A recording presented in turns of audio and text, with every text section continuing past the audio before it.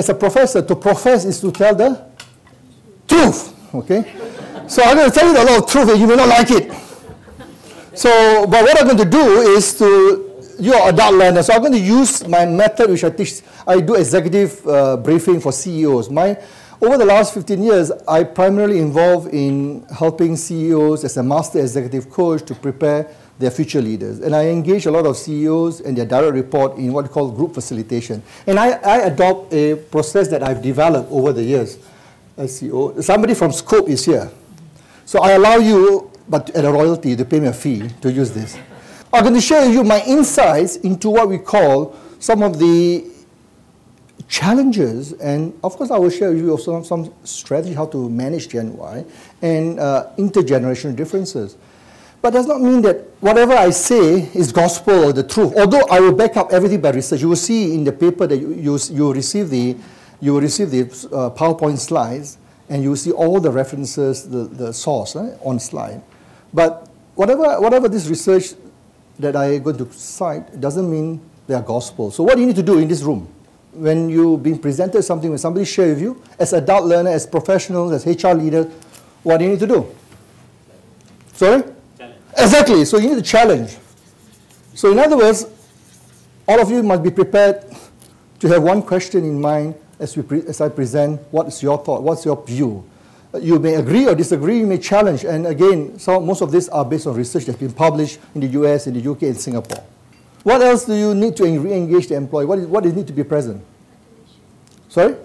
Recognition, reward, and recognition. Very good.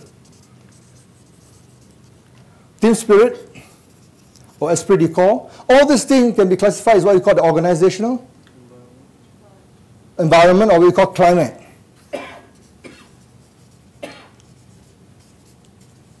So an organizational climate is how are things. How do people feel about working in the organization? And the one way to test organizational climate, every Monday morning, if I have the time, I always schedule my customer meeting on Monday morning, on purpose. I will go to organization, and one thing I do is to talk to the receptionist. And I ask this question. I say, hi, Sarah or Jenny or whatever, how do you feel this morning coming to work? Do you feel excited? Are you energized? You know, how do you feel? And they'll tell you, really? Look at him, oh, he's again. Look at him, he just walked in. You know, he's referring to the boss or to one of the manager. Oh, really? You really want to know? Oh, I don't think you want to know. You know, the emotions about how people identify with the organization. So it's about what we call climate. But who drives the climate? Who do you think drives the climate? Exactly, leaders. The leaders' effectiveness. And this is the level of your EQ, emotional intelligence, EI. EQ is a measurement. EI is emotional intelligence. And you talk about the leadership style. Is it my way or the highway? Or is a visionary, authoritative visionary style supported by a coaching style to help to engage employee? So clarity, and one of the dimensions of climate is clarity of the mission, vision, objective. Are people clear? And are people aligned to that? Do they know what it takes to be able to achieve the organizational goal? So leadership effectiveness. So that's why I'm here today to talk about why leaders need to rethink about leaders, how do you re-engage them. I really enjoy Professor Bhawani's presentation. He is engaging, dynamic, and relevant. He uses all forms of media to communicate his messages.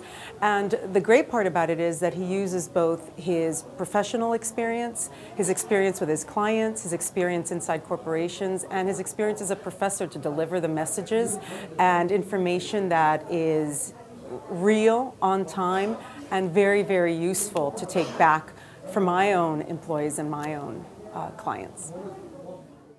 I found Professor Satta's presentation very, very impressive. There were a lot of specific tools and methodologies that he had referred to, such as reverse mentoring, the ontological engagement, all very useful. I think these are things that are actually, you know, what's great about the presentation is people actually can take it and put it into practice as well. There's a lot of reference material that he refers to. So overall, I think there's anecdotal evidence, there's the presentation itself, the tools and the models. It all works really, really well. So really enjoyed the presentation. I always have a great time hosting Professor Sattar at our events.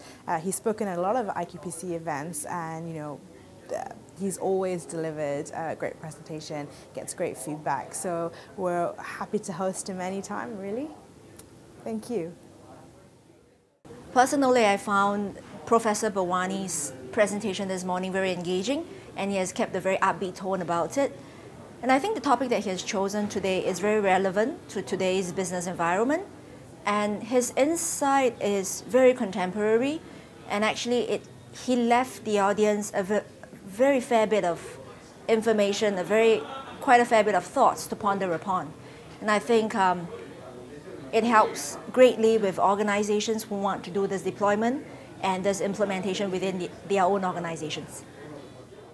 Very insightful, with specific examples that I can identify in terms of the experience I have myself gone through. That would be how I would sum up the presentation by Sattar. The anecdotal evidence, the examples that he has peppered to accompany his presentation was quite eye-opening. I particularly like the piece on Gen Y and the baby boomers and Gen X comparisons, and how they actually created such a big impact in terms of the implications for companies as they think through their people strategies and processes. So I would say that on a scale of 0 to 100, 100 points being very insightful to a great extent, I would think it's closer to the 100 percentile mark. So thumbs up for a great presentation.